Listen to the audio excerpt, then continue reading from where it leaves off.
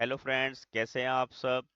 या देवी सर्वभूतेषु विद्यारूपेण संस्थिता नमस्तस्यै नमस्तस्यै नमस्तस्यै नमो नमः। दोस्तों, आपका हमारे चैनल पर स्वागत है। Class 10th science chemical reactions and equation अभ्यास। ये दोस्तों 13th क्वेश्चन है। विस्थापन एवं द्विविस्थापन अभिक्रियाओं में क्या अंतर है, इन अभिक्रियाओं के समीकरण लिखिए। अब देखिए, जो विस्थापन अभिक्रियाएं क्या होती हैं, ऐसी अभिक्रियाएं जिनमें कोई तत्व किसी अन्य तत्व को के यौगिक से विस्थापित कर दे, विस्थापन अभिक्रियाएं कहलाती हैं। जैसे सपोज कीजिए, हमने एग्जांपल ये ऊपर भी यूज किया था, Fe+CuSO4 कॉपर सल्फेट।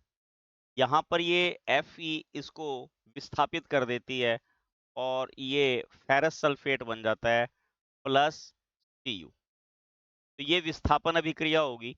ठीक है, ऐसी अभिक्रिया है जिसमें कोई तत्व, ये आयरन तत्व है, किसी अन्य तत्व को, कॉपर को, उसके यौगिक में से, ये यौगिक है, विस्थापित कर रहा है, इसे हम तो विस्थापन अभिक्रिया कहते हैं। दोबारा सुन लीजिए, जब कोई तत्व किसी अन्य तत्व को उसके यौगिक में से विस्थापित करे, उसे विस्थापन अभिक्रिया कहते हैं। आइए लिख लेते हैं इसे।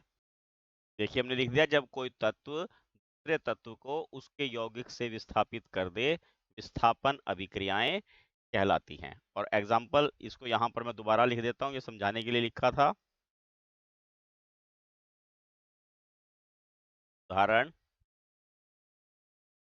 Iron plus copper sulphate gives us ferrous sulphate plus Cu। ये एक पर यहाँ पर विस्थापन अभिक्रिया होगी। और द्विविस्थापन अभिक्रियाएं क्या होती हैं? ऐसी अभिक्रियाएं जिनमें आयनों का आदान प्रदान हो, जिनमें आयनों का आदान प्रदान हो, मतलब एक तत्व दूसरे तत्व को उसके यौगिक में से विस्थापित कर देता है। मतलब दो अलग अलग तत्व हैं और दो यौगिक हैं, दोनों आपस में एक दूसरे को डिस्प्लेस कर देते हैं, आपस में इंटरचेंज हो जाते हैं। ऐसी अभिक्रियाएं जो हैं, द्विविस्थापन अभिक्रियाएं कहलाती हैं। लिख लेते हैं इसको भी एक बार। और द्विविस्थापन वे अभिक्रियाएं जिनमें अभिकारकों के बीच आयनों का आदान प्रदान होता है, उन्हें द्विविस्थापन अभिक्रियाएं कहते हैं। बेरियम क्लोराइड का उदाहरण ले लेते हैं यहाँ पर हम। Barium chloride BaCl2 plus sulphuric acid H2SO4 gives us BaSO4 barium sulphate plus hydrogen chloride. अब देखिए, Ba यहां से शिफ्ट होके H2 की जगह आ गया और H2 जो है यहां से शिफ्ट होके Ba की जगह चला गया। तो इस प्रकार जो है आयनों का आदान प्रदान हुआ और ये एक प्रकार हमारे पास द्विविस्थापन अभिक्रिया बन गई। इसको बैलेंस कर लेना है। और बैलेंस करने में देखिए, यहाँ पर हम अगर 2 लगा देंगे तो ये बैलेंस हो जाएगी, क्योंकि यहाँ हाइड्रोजन 2 है, यहाँ भी 2 है, क्लोरीन 2 है, ये भी 2 है, बाकी सब बैलेंस है। तो इस पर ऐसी अभिक्रियाएं जिनमें आयनों का आदान प्रदान हो, द्विविस्थापन अभिक्रियाएं कहलाती हैं। नेक्स्ट देखिए, सिल्वर के शोधन में सिल्वर नाइट्रेट के विलयन से सिल्वर प्राप्त करने के लिए कॉपर धातु द्वारा विस्थापन किया जाता है। इस प्रक्रिया के लिए अभिक्रिया लिखिए। अब देखिए क्या बताया इन्होंने, सिल्वर नाइट्रेट यानी कि AgNO3। ठीक है, सिल्वर नाइट्रेट का फार्मूला है AgNO3। ठीक है, इसमें क्या करा इन्होंने, कॉपर, क्या बोला इन्होंने, कॉपर धातु इसको विस्थापित करती है। जब इसको कॉपर विस्थापित क्या करेगी तो क्या बन जाएगा,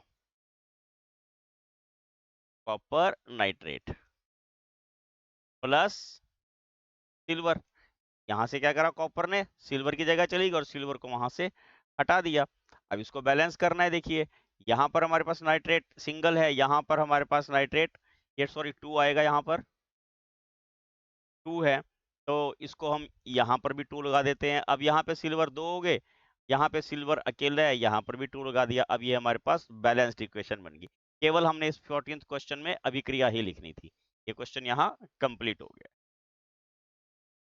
15वां क्वेश्चन देखिए, अवक्षेपण अभिक्रियाओं से आप क्या समझते हैं, उदाहरण देकर समझाइए। दोस्तों, ऐसी अभिक्रियाएं जिनमें अवक्षेप बनते हों, अवक्षेपण अभिक्रियाएं कहलाती हैं। जैसे अगर हम बेरियम क्लोराइड का ही कोई उदाहरण ले लें, BaCl2 और सोडियम सल्फेट Na2SO4, ठीक है। अब ये दोनों अभिक्रिया करेंगे तो क्या बन जाएगा? Barium sulphate BaSO4 plus sodium chloride, यानी कि नमक। इसको बैलेंस करना है, यहाँ सोडियम 2 है, यहाँ सोडियम सिंगल है, इसको बैलेंस हो गया है। क्लोरीन यहाँ पर 2 है, यहाँ पर भी 2 है सल्फेट, अब ये बैलेंस हो गई है।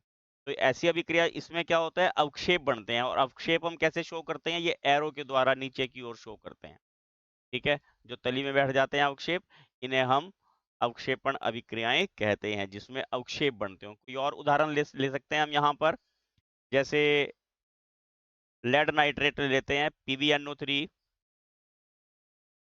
Twice plus potassium iodide. ये क्या बना देगा?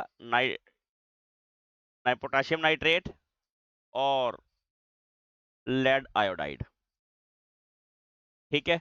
अब इसको बैलेंस कर लेते हैं। यहाँ नाइट्रेट हमारे पास 2 हैं, यहाँ 1 है, बराबर हो गए। और पोटाशियम यहाँ 2 हैं, यहाँ सिंगल है, ये बराबर। अब ये बैलेंस होगी। तो ये दोनों अभिक्रियाएं हमारे पास कैसी अभिक्रियाएं हैं? अवक्षेपण अभिक्रियाएं। कैसी अभिक्रियाएं हैं? अवक्षेपण अभिक्रियाएं। ऐसी अभिक्रियाएं जिनमें अवक्षेप बनते हों, अवक्षेपण अभिक्रियाएं कहलाती हैं। डेफिनेशन लिख भी देता हूं एक बार। देखिए, अवक्षेपण अभिक्रियाएं ऐसी अभिक्रियाएं जिनमें अवक्षेप बनते हों, अवक्षेपण अभिक्रियाएं कहलाती हैं। और उदाहरण के लिए आपके पास यहाँ मैंने पहले उदाहरण ही दिया था, तो आप उदाहरण यहाँ पर देखकर इसको लिख सकते हैं। नेक्स्ट क्वेश्चन देखिए। नेक्स्ट देखिए, ऑक्सीजन के योग और हास्य के आधार पर निम्न पदों की व्याख्या कीजिए। प्रत्येक के लिए 2 उदाहरण। ये हास हैगा, हास्य नहीं है, हास है ये शब्द। ये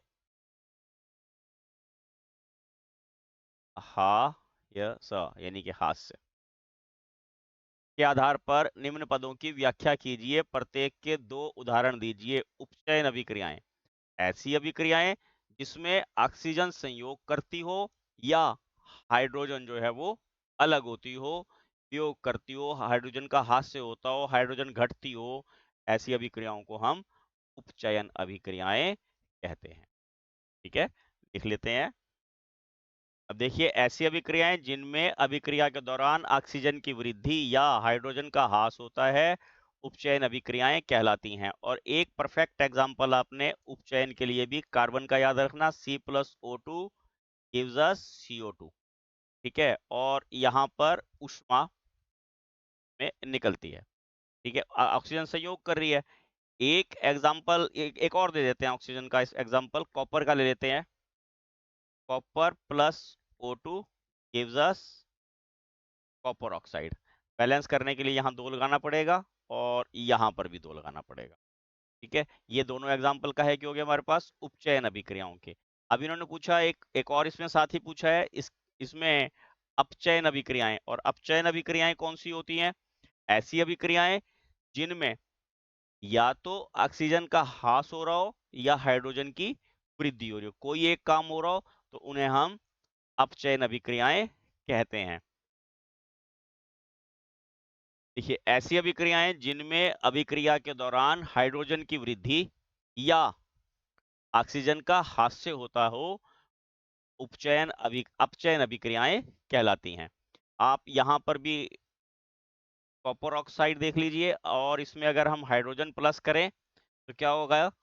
कॉपर अलग हो जाएगा और जल का निर्माण हो जाएगा, ठीक है। हाइड्रोजन संयोग कर रही है इसमें, तो ये कैसी अभिक्रिया होगी हमारे पास? अपचयन अभिक्रिया, ठीक है। एक जिंक का एग्जांपल ले लेते हैं। देखिए, जिंक ऑक्साइड प्लस कार्बन। अब इसमें से कार्बन जो है वो ऑक्सीजन को तोड़ रही है, तो मतलब हमारे पास क्या हो जाएगा? जिंक पल प्लस कार्बन मोनोऑक्साइड। तो क्या हुआ? ये यहाँ पर ऑक्सीजन टूट रही है, यहाँ पर हाइड्रोजन जुड़ रही है। हमने दोनों प्रकार के यहाँ एग्जाम्पल ले लिए, तो ये हमारे पास कैसी होगी? अपचयन अभिक्रियाएं। ऐसी अभिक्रियाएं जिनमें अभिक्रिया के दौरान हाइड्रोजन की वृद्धि या ऑक्सीजन का ह्रास होता हो, अपचयन अभिक्रियाएं कहलाती हैं। ये हमारे पास 16th क्वेश्चन यहाँ कंप्लीट हो जाता है। Please like, share and subscribe my channel. Thank you, have a nice day. तेरा रूप है